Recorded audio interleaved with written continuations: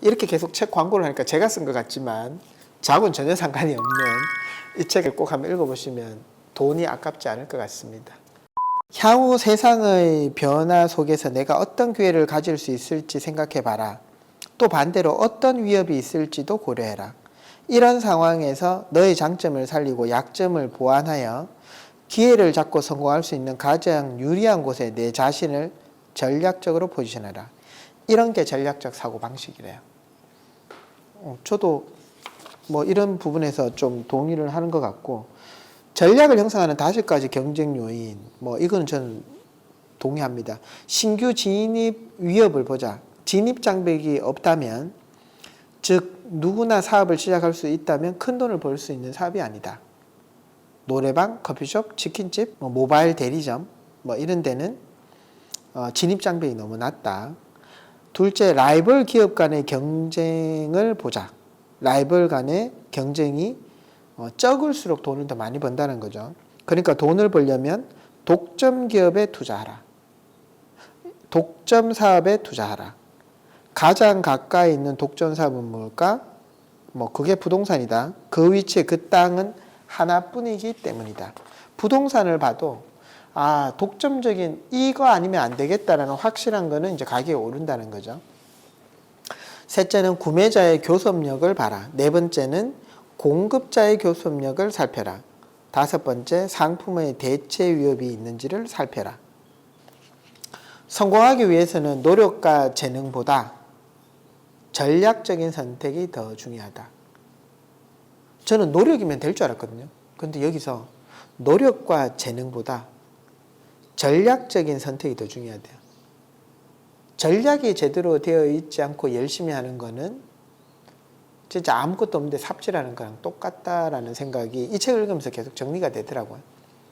그래서 제가 이렇게 두서없이 제가 그때 읽었는 형광펜으로 칠했던 내용들을 전달해 꺼었는데, 저는 꼭 한번 읽어보시고 그 느낌들을 느끼셨으면 좋겠어요. 제가 최근에 읽은 책 중에 가장 신선한 책이었던 것 같습니다. 누군가는 먼저 부자가 되어야 하는데 잘못된 선의의 정책은 지옥의 문을 연 것이다. 이런 내용도. 저는 어떻게 하면 가격이 오를까? 저는 수요 공급의 법칙이라고 생각합니다. 내가 산 가격보다 수요가 많아지면 무조건 가격은 오른다. 그래서 지금은 수요가 없는데 3년, 5년 뒤에 남들이 그 수요가 발생하는 지역에 부동산을 사야 되고 그런 주식에 사야 된다고 생각이 듭니다. 우리나라는 이제 더 이상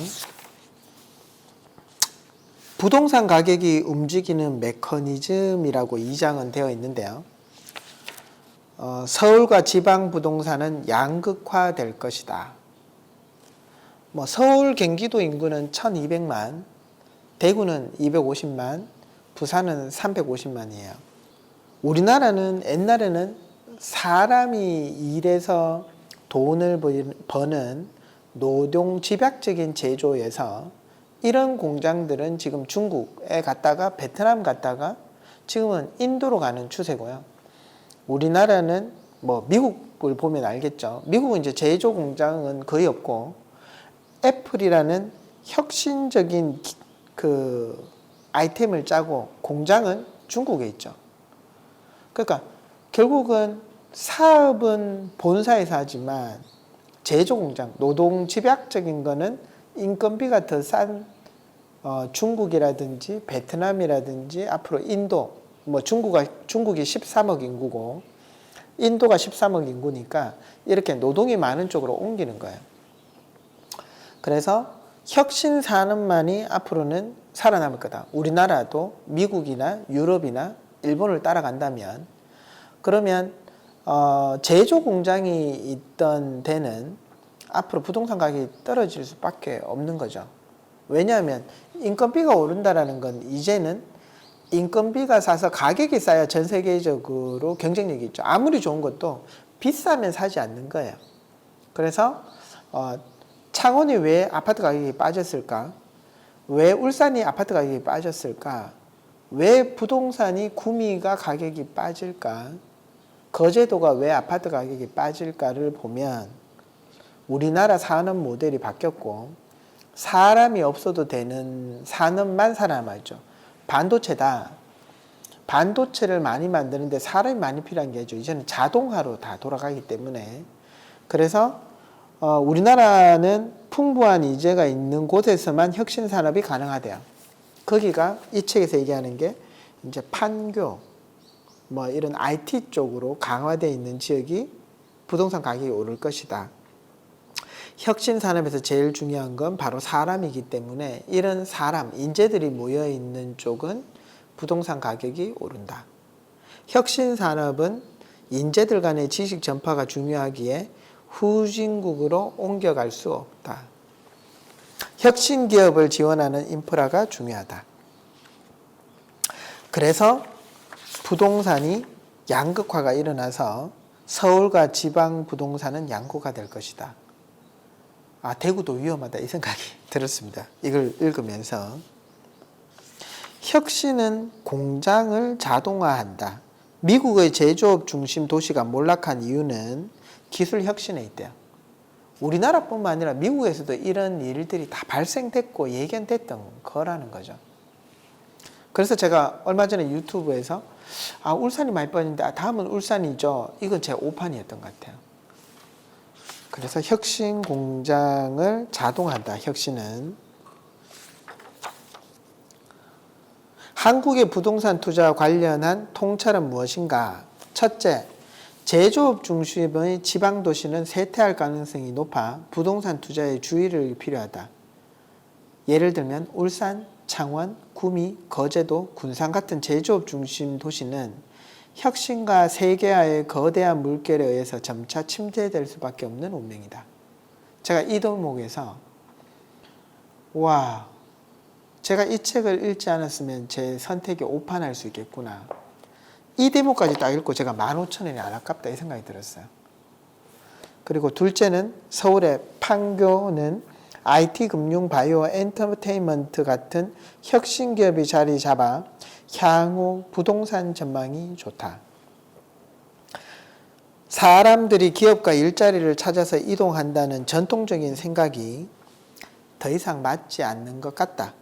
도시의 성공을 위해선 기업을 유치하는 것이 아니라 인재를 끌어오는 것이 맞다. 슈퍼스타 도시 서울에 투자하라 뭐 이렇게 되어 있고요. 슈퍼스타 도시 전성시대 수혜자는 누구인가? 첫째, 기업이 자기의 이익을 찾아서 슈퍼스타 도시로 몰린다. 둘째는 인재가 슈퍼스타 도시로 모인다.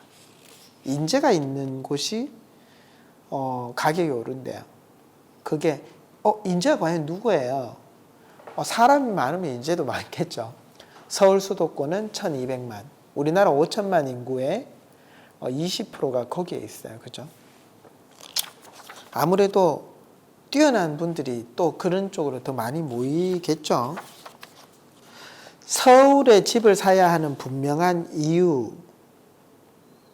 애덤 스미스 1723년에서 1790년대를 살았던 경제학자인데요. 최초의 근대적인 경제학 저술이라 할 수 있는 국가부의 본질과 원천에 대한 탐구, 일명 국부론의 저자다. 경제학의 방법과 용어를 만들었으며 경제활동의 자유를 허용한 것 자체가 도덕의 한 형태라고 확신한다. 이분이 이제 국부론을 읽고 이제 반영해서 쓴 내용들이 있더라고요. 그래서 제가 지금 인터넷에 책 주문을 장바구니에 담아놨어요. 애덤 스미스의 국부론. 제가 이제 이 얘기를 했더니 책장에 안 넘어갈 건데요 라고 몇 분이 얘기를 하시더라고요. 그래도 제가 이 기본기를 위해서 국부론을 한번 읽고 나중에 두 권에 비싸요. 그 두 권 지금 담아놨습니다. 제가 이런 경제학자들이 1700년도에 썼는 이 경제적인 원리에 대한 내용들이 2000년대를 사는 우리 삶에 그대로 적용된다는 거에 궁금한 거예요. 이분들은 과연 그 시대에 이런 걸 어떻게 해석을 하고 있었는지 궁금해서 한번 보려고 합니다. 서울에 집을 사야 되는 분명한 이유는 답은 분업의 힘에 있다. 그가 찾은 답은 분업이다. 애덤 스미스가. 국부론에서 그는 첫 번째 사람은 철사를 늘리고 두 번째 사람은 철사를 곧게 펴고 세 번째 사람은 철사를 끊는 등 핀 만드는 작업을 18개로 나누어서 하니 혼자서 만들었다면 하루에 20개도 못 만들 핀을 하루에 4,800개를 만들 수 있다. 이것이 분업의 힘이래요. 그래서 서울에 집을 사야 된대요.